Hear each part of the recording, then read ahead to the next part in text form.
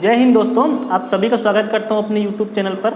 आज के इस वीडियो में जो लास्ट टाइम जो CGSI का मेंस का पेपर हुआ था लैंग्वेज का, उसको डिटेल से मैं डिस्कस करूंगा। मेंस का पेपर मैं लेकर के आऊँ आप सभी लोगों के लिए। बहुत लोगों के मन में डाउट भी था कि डिस्क्रिप्टिव है, सब्जेक्टिव है, कैसे होता है। तो वहाँ पे आज की इस वीडियो में 1 से लेकर के 30 प्रश्नों को हम लोग सॉल्व करेंगे। तो स्टार्टिंग में हिंदी होती है, तो आज 1 से लेकर 30 तक हिंदी के प्रश्नों को सॉल्व किया जाएगा। एक बात और कहनी थी मुझे, कुछ लोगों ने पहले कमेंट किया था, सर आपका कोचिंग क्लास है क्या, आप कोचिंग देते हैं क्या? तो मेरा ऐसा कोई कोचिंग क्लास नहीं है, लेकिन मेरा एक पर्सनल सेटअप है जहाँ पे मैं वीडियो वगैरह रिकॉर्ड करता हूँ और 2-4 स्टूडेंट पर्सनल गाइडेंस के लिए मेरे पास आते हैं जो आर्मी की तैयारी कर रहे हैं। लास्ट 25 जुलाई को आर्मी का एग्जाम होने वाला था, जो कि अब पोस्टपोन हो गया है। यहाँ पे दोस्तों आप लोग देख पाएंगे जो भिलाई दुर्ग में रहते हैं, अगर उनको पर्सनल गाइडेंस की मैथ्स, रीजनिंग और GS की कुछ कोचिंग क्लासेस वगैरह अटेंड करनी है तो बहुत ही ज़्यादा नॉमिनल फीस में आप लोग इस नंबर पे कांटेक्ट कर सकते हैं। 26 अगस्त के बाद, मतलब आज और कल को छोड़ करके 26 अगस्त के बाद आप लोग कांटेक्ट कर सकते हैं अगर किसी को इच्छुक है, पढ़ना चाहते हैं तो। और एक बात मैं और बता दूं, मॉर्निंग में 10 से लेकर के शाम को 8 बजे के बीच में ही कॉल कीजिएगा और ऑफलाइन क्लासेस मतलब पढ़ने के इच्छुक होंगे वही अभ्यर्थी कॉल कीजिएगा, अन्य जानकारी इस नंबर पे अवेलेबल नहीं हो पाएंगी। तो चलिए आज का वीडियो स्टार्ट करते हैं और आप लोग के लिए मैं लेके आया हूँ CGSI प्रीवियस ईयर 12-13 का मेंस का पेपर। हम लोग आज के इस वीडियो में हिंदी और अंग्रेजी भाषा की दक्षता, ये क्या है CGSI जो मेंस का पेपर हुआ था 2012-13 का, उसको सॉल्व करने वाले हैं। तो यहाँ पे देखते हैं प्रश्नों का लेवल किस प्रकार से था। तो सबसे पहले मैं आपको बता दूं, मेंस जो एग्ज़ाम होगा उसमें 88 प्रश्न थे और 300 अंकों का पेपर था और 2 घंटे का हुआ था। लेकिन अभी क्या होने वाला है, अभी 200 अंक होने वाले हैं। 125 अंक आपका हिंदी होगा और 75 अंक का अंग्रेजी होगा। तो चलिए दोस्तों प्रश्नों को स्टार्ट करते हैं पेपर को। दूसरी चीज़ मैं बता दूँ, 88 प्रश्न है इसमें, और जो पिछली बार जो एग्ज़ाम हुआ था उसमें 85 क्वेश्चन जो थे, 85 क्वेश्चन जो थे वस्तुनिष्ठ मतलब ऑब्जेक्टिव थे। उसके लिए 3 वर्णात्मक प्रश्न दिए गए थे, ठीक है। 85 जो प्रश्न थे वस्तुनिष्ठ, उनके लिए 3 अंक था। 86 प्रश्न के लिए 20 अंक थे। 87 के लिए 9 अंक थे और जो लास्ट क्वेश्चन था 88 नंबर का, उसके 16 अंक आवंटित किए थे। तो इन प्रश्न जो अधिक नंबर के हैं, इनमें क्या प्रश्न पूछे गए हैं उसको हम लोग इस वीडियो के डिटेल में देखेंगे। तो चलिए मैं दोस्तों आगे वीडियो को स्टार्ट कर लेता हूँ। एक चीज़ और मैं आप लोग को बता दूँ, यहाँ पे फिर से वही सारी चीज़ें लिखी हुई हैं, आप लोग पढ़ सकते हैं। सबसे इम्पोर्टेंट बात यह है कि गलत उत्तर देने पर ऋणात्मक मूल्यांकन नहीं किया जाएगा, ठीक है। अब चलिए वीडियो को स्टार्ट कर लेते हैं। चूँकि ये हिंदी का पेपर है तो इंग्लिश में नहीं आएगा, तो दोनों तरफ लिखे गए हैं प्रश्न। एक तरफ से देखना स्टार्ट करिए दोस्तों। पहला है, च वर्ग की ध्वनियाँ किस वर्ग में आती हैं? तो आपको देखिए, आपका ऑप्शन है कांठव्य, दंत्य, तालव्य और दंतोष्ठ। इसमें आप लोग देखिए आपका सही आंसर क्या है, आप लोग क्या समझ रहे हैं?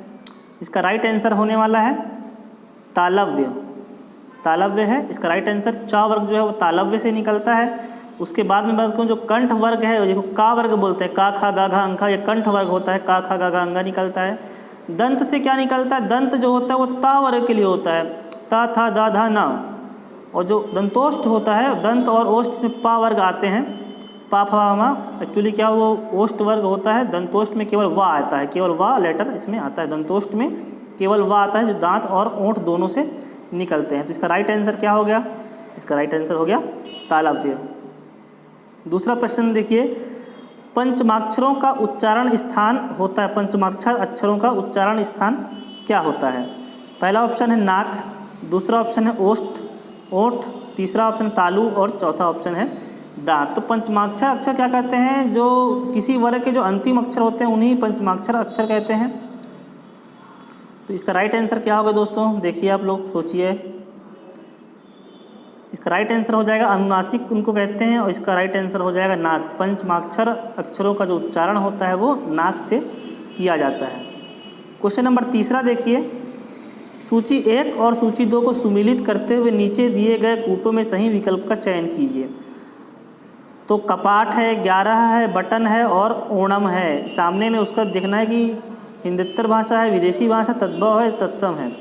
तो पहला आप लोग ऑप्शन देखेंगे तो यहाँ से मालूम चल जाएगा, आपको एक भी सही पता है तो आप लोग इसको जमा लेंगे, आंसर निकाल लेंगे, क्योंकि पहला, चौथा, दूसरा और तीसरा यहाँ पे ऑप्शन में दिया गया है। तो आप लोग देखिए इसका आंसर बताइए। इसका जो राइट आंसर है दोस्तों, यहाँ पे देखिए, पहला देखिए कपाट। कपाट क्या है? एक तत्सम शब्द है। कपाट क्या हो जाएगा? एक तत्सम शब्द है। क्यों? क्योंकि तत्सम होता है कपाट तो इसका तद्भव होता है किवाड़, है ना। कपाट का जो तद्भव क्या होता है, किवाड़ होता है। किवाड़ मतलब होता है दरवाज़ा, कपाट मतलब भी दरवाज़ा। तो पहला का चौथा आ गया, मतलब राइट आंसर आपका बी हो गया। 11 का क्या होता है, 11 तद्भव शब्द है, तीसरा ये तद्भव शब्द है, ठीक है। और तत्सम निकालेंगे तो एकादश लिखा जाता है, संस्कृत की भाषा होती है। बटन ये साफ साफ दिख रहा है, विदेशी है, अंग्रेजी भाषा का शब्द है ये। और ओणम जो हिंदीतर भाषा का शब्द है। तो राइट आंसर आपका क्या हो जाएगा, ये, ठीक है। तो आपको तत्सम तद्भव भी मिल गए दोस्तों। कपाट का क्या होता है, किवाड़ होता है, और 11 का क्या होता है, एकादश होता है। नेक्स्ट क्वेश्चन देखिए, क्वेश्चन नंबर 4 यहाँ साइड में आइए। निरोग का संधि विच्छेद क्या होगा। तो निरोग का संधि विच्छेद क्या होगा दोस्तों, सबसे पहले आपको पता होना चाहिए। पहला ऑप्शन है निधन रोग, बी ऑप्शन है निरोग, तीसरा ऑप्शन निरोधन ग, और डी ऑप्शन निर्धन ओग। तो इसका राइट आंसर क्या होगा, यहाँ पे देखिए, इसका राइट आंसर हो जाएगा निधन रोग, मतलब ऑप्शन नंबर ए, निधन रोग। और ये आपको पता होना चाहिए, ये एक प्रकार क्या है, विसर्ग संधि है, विसर्ग संधि। क्वेश्चन नंबर 5 देख, पावक का संधि विच्छेद क्या है, पाधन वक, पोधन अक, पौधन अक या पाधन अक। राइट आंसर बताइए आप लोग। पांचवा जो इसका राइट आंसर है वो इसका राइट आंसर हो जाएगा सी, पौधन अक। पौधन अक होता है पावक, क्योंकि औ और आ मिलकर बनता क्या है, आओ। दोनों को मिलाओगे तो क्या बनेगा, आओ। तो क्या बन जाएगा, पावक। क्वेश्चन नंबर 6 देखिए, सुभद्रा कुमारी चौहान देश प्रेम की भावना की खालिस्तान हैं। तो ये सेंटेंस से कोई मतलब नहीं है, आपको कवयित्री किस प्रकार से सही लिखा जाता है उसको आप लोग को बताना है। कवयित्री, कवित्री, कवयित्री या कवयित्री। कवित्री को किस प्रकार से लिखा जाता है ये आप लोग को पता होगा तो आप लोग बता पाएंगे। राइट आंसर बताइए इसका क्या होगा। इसका राइट आंसर हो जाएगा डी, कवयित्री। आगे देखते हैं दोस्तों 7वां प्रश्न। यहाँ पे देखिए, खालिस्तान और अत्युक्ति में भी अंतर है। तो यहाँ पे है अतिशयोक्ति, अतिशयोक्ति, अतिशयोक्ति और अतिशयोक्ति। कहने का मतलब ये है कि इसको आपको सही किस प्रकार से लिखा जाता है, फिर से वही बताना है कि अतिशयोक्ति को किस प्रकार से सही लिखा जाता है। इसका राइट आंसर क्या होगा आप लोग देख लीजिए। इसका राइट आंसर होगा बी, अतिशयोक्ति। पूरा सा रहता है और योक्ति, अतिशयोक्ति। तो अतिशयोक्ति का अर्थ क्या होता है, किसी चीज़ को बढ़ा चढ़ाकर बताना। अतिशयोक्ति एक प्रकार का अलंकार भी होता है। तो और अत्युक्ति का मतलब क्या होता है, अत्युक्ति का मतलब होता है झूठा। दोनों में अंतर होगा थोड़ा सा। झूठा प्रेम बोल दो, कोई किसी से झूठा प्रेम कर रहा है, या झूठा वियोग बोल रहा है कि मुझे उसकी बहुत याद आ रही है, हालांकि उसको याद नहीं आ रही है। और ये अतिशयोक्ति मतलब बढ़ा चढ़ा करके बताना कि मैं पहाड़ को तोड़ सकता हूँ बहुत ही आसानी से, ये उस प्रकार की बातें हो गई है ना। तो थोड़ा तो दोनों में डिफरेंस है। नेक्स्ट क्वेश्चन देखते हैं, क्वेश्चन नंबर 8वां। आपका यह व्यवहार अत्यंत क्या है, ग्रहणीय किस प्रकार से लिखा जाता है ये आपको बताना है। राइट आंसर क्या होगा बताइए आप लोग देखिए। इसका राइट आंसर हो जाएगा ऑप्शन नंबर बी, ग्रहणीय। ऑप्शन नंबर बी, ग्रहणीय, ये इसका राइट आंसर है। आपका व्यवहार अत्यंत ग्रहणीय है। देखिए करेक्ट मतलब स्पेलिंग के लिए कितने सारे क्वेश्चन यहाँ पे आए हुए हैं। 9वां क्वेश्चन है यहाँ पर कि सर्वत्र चंद्र घिरती हुई थी, सर्वत्र चंद्र घिरती हुई थी। तो इसका राइट आंसर बताइए। ज्योत्सना किस प्रकार से सही लिखा जाता है वो आपको बताना है। A B C D Jyotsna आप लोग को लिखना है। तो इसका जो राइट आंसर होगा, ज्योत्सना इस प्रकार से लिखा जाता है। ठीक है दोस्तों, ज्योत्सना। तो ये राइट आंसर क्या हो जाएगा इसका, डी। नेक्स्ट क्वेश्चन देखिए, क्वेश्चन नंबर 10। त्रिभुज किस समास का उदाहरण है। बहुत ही सिंपल क्वेश्चन है, त्रिभुज किस समास का उदाहरण है। ऑप्शन ए है तत्पुरुष समास, ऑप्शन बी है अव्ययीभाव समास, ऑप्शन सी है द्विगु समास और ऑप्शन 4 है बहुब्रीहि समास। तो क्या राइट आंसर होगा दोस्तों इसका। इसका राइट आंसर होगा 10वां का सी, द्विगु समास। क्यों, क्योंकि इसमें त्रिभुज में जो त्रिभुज शब्द है इसमें एक संख्या, मतलब त्रिभुज से क्या बना, 3। तो जब संख्या आती है कहीं पर तो उसको संख्यावाचक, जब भी कोई वस्तु या जो वर्ड आता है तो उसमें जो समास होता है वो क्या होता है, द्विगु समास, द्विगु समास होता है। और यहाँ पे संख्या क्या आ रही है, 3 संख्या आ रही है। क्वेश्चन नंबर 11 है चक्रधर। चक्रधर में कौन सा समास है।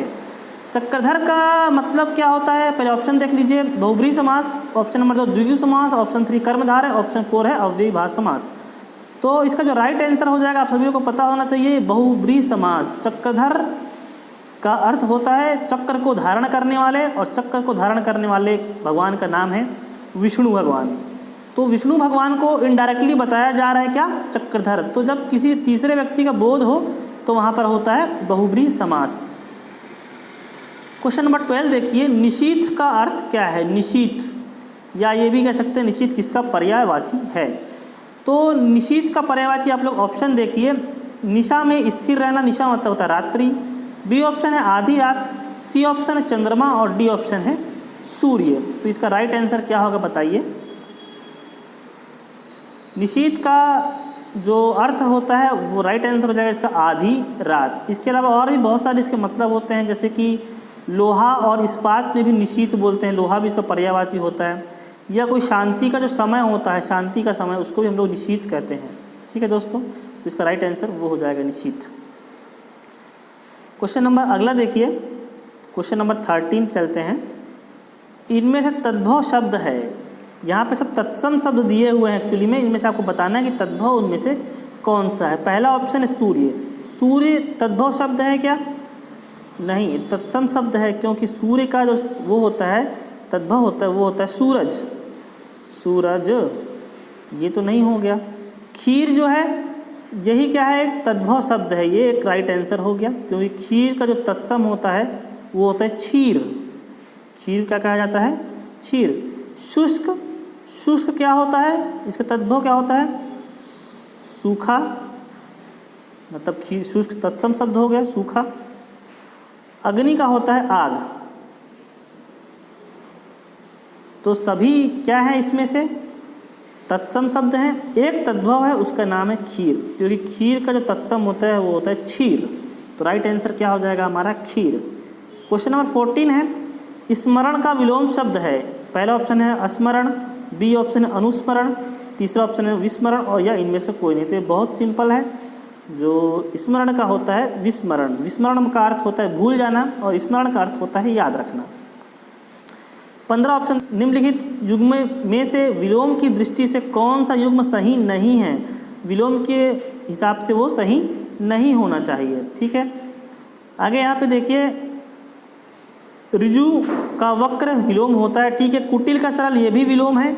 उपयोग का सदुपयोग और सार का निस्सार। तो कहने का मतलब ये, इसका राइट आंसर क्या हो जाएगा? ये तो एक प्रकार समानार्थी होगा, उपयोग का सदुपयोग। तो यही विलोम नहीं है, तो इसी को हमको पहचानना था। तो आपको यहाँ से क्या मिला? ऋजु का विलोम होता है वक्र, कुटिल का होता है सरल, और सार का होता है निस्सार। कोई भी शब्द इस बार के एग्जाम में पूछा जा सकता है। क्वेश्चन नंबर 16 देख लीजिए, निरापद शब्द का अर्थ है। निरापद, निरापद शब्द का अर्थ क्या है? निरापद शब्द का अर्थ, पहला ऑप्शन है असुरक्षित, बी है सुरक्षित, तीसरा है आपदाओं से घिरा, और चौथा ऑप्शन है बिना पैर का। तो निरापद शब्द का सही आंसर बताइए दोस्तों, क्या होता है? सही इसका आंसर है सुरक्षित, या इसको बोलते हैं आपत्ति से रहित। जिसके पास आपत्ति ना हो, आपत्ति रहित, उसका अर्थ होता है निरापद, आपत्ति रहित। तो ये अच्छा प्रश्न था, टफ था थोड़ा सा क्वेश्चन। ठीक है, 17वां क्वेश्चन देखिए, कोटि शब्द का सही अर्थ क्या है? कोटि शब्द का सही अर्थ सभी को पता होगा। कोटि का अर्थ होता है करोड़। तो संस्कृत में करोड़ को कहते हैं हम लोग कोटि। बहुत सरल क्वेश्चन था ये, इंपॉर्टेंट क्वेश्चन है। कुंजर शब्द का सही अर्थ क्या है? पहला ऑप्शन है पीपल, दूसरा है बरगद, तीसरा है तुलसी, चौथा है नीम।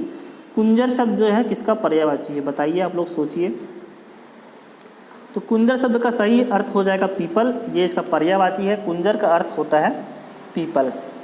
नेक्स्ट क्वेश्चन देखिए, 19वां क्वेश्चन है, इनमें से किसका अर्थ निकट है? निकट है मतलब पास। तो देखो, आसन, आसन, आसन, आसन, तो ये सब जो चीज़ें हैं, आपको सिर्फ ये बताना है कि इसका जो पर्यायवाची जो होता है आसन्न होता है, और उसको किस प्रकार से सही लिखा जाता है। इसमें स्पेलिंग मिस्टेक्स आपसे पूछी जा रही है। तो बताइए दोस्तों, इसका राइट आंसर क्या होगा? इसका राइट आंसर होगा बी, आसन। इस प्रकार से लिखा जाता है, बड़ा सा और आधा ना, फिर पूरा ना।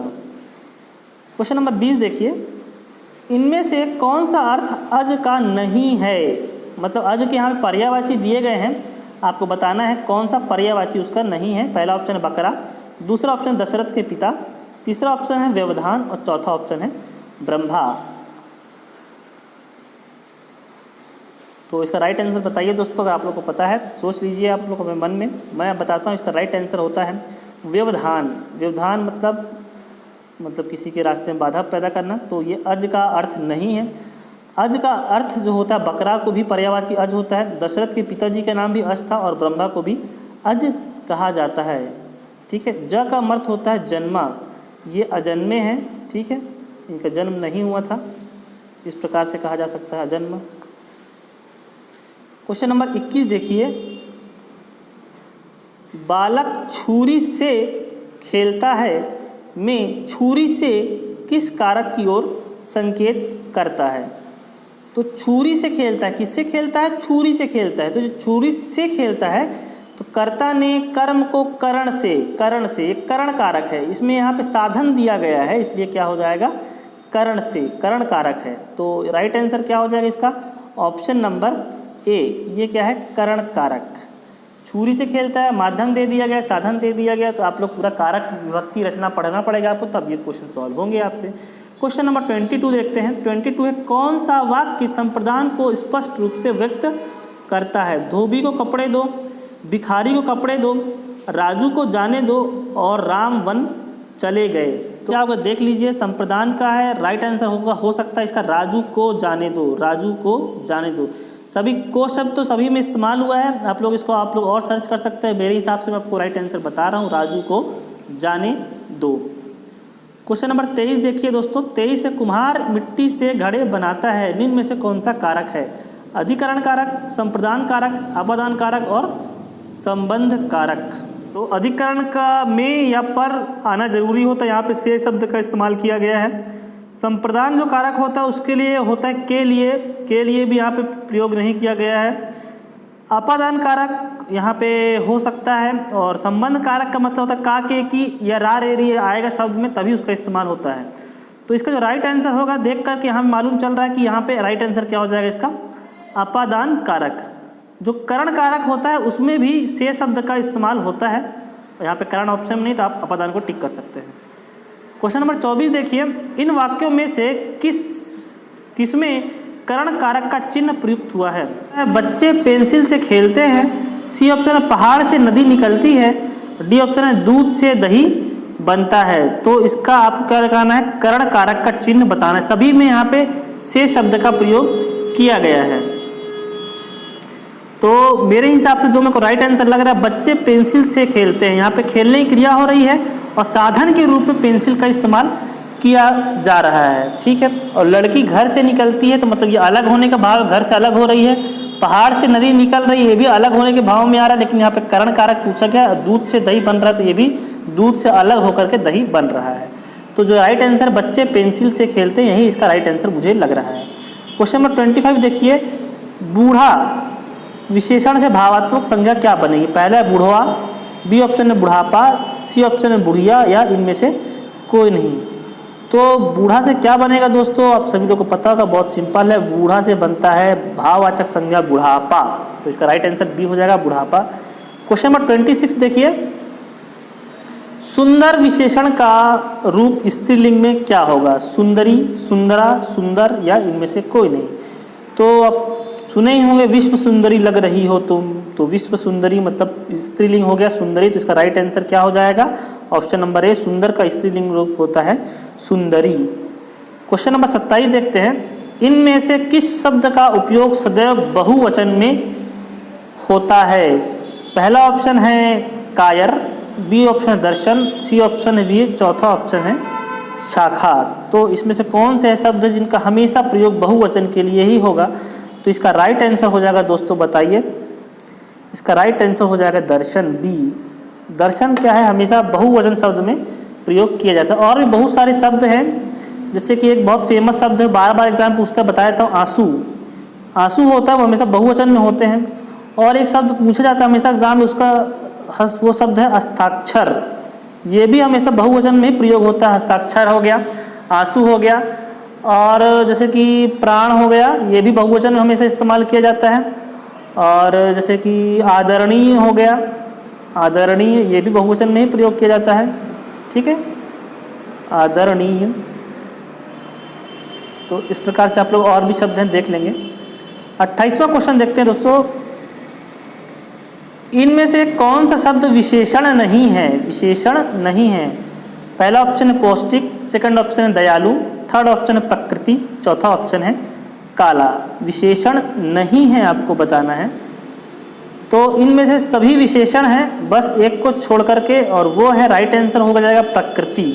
प्रकृति क्या है? यहाँ पे विशेष्य है, और विशेष्य का विशेषण बनेगा तो क्या हो जाएगा? प्राकृतिक,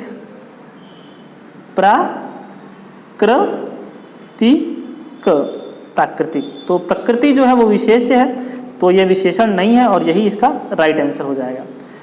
क्वेश्चन नंबर 29 देखिए, वह धीरे धीरे चलता है। इस वाक्य में धीरे धीरे क्या है?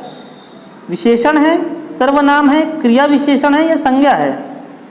जो धीरे धीरे है वो है क्रिया विशेषण। क्रिया हो रही है यहाँ पर धीरे धीरे, वह धीरे धीरे चलता है। तो चलने की जो हो रही है क्रिया, और क्रिया की विशेषता को बता रहा है धीरे धीरे। उसकी स्पीड क्या है? स्लो है, धीरे धीरे चल रहा है वो। तो ये क्या हो रहा है? क्रिया की विशेषता बता रहा है, इसलिए इसको कहेंगे हम क्रिया विशेषण। आज का लास्ट क्वेश्चन देखते हैं दोस्तों। आज क्वेश्चन 30। आज के इस क्वेश्चन में हम लोग 1 से 30 तक के क्वेश्चन देखें। इसके बाद मैं अगला वीडियो लेकर के आऊँगा। अगर इसमें 1001K से अधिक व्यू जाते हैं तो मैं अगला वीडियो जल्दी ही इसके लेके आ जाऊँगा।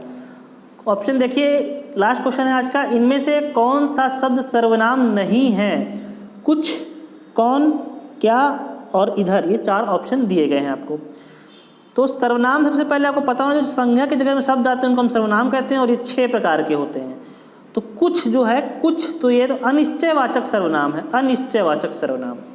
दूसरे यहाँ पे ऑप्शन आता है कौन। कौन ये है प्रश्नवाचक सर्वनाम, कौन पूछते हैं तो प्रश्नवाचक सर्वनाम है। तीसरा ऑप्शन है क्या, ये भी प्रश्नवाचक सर्वनाम है, क्या।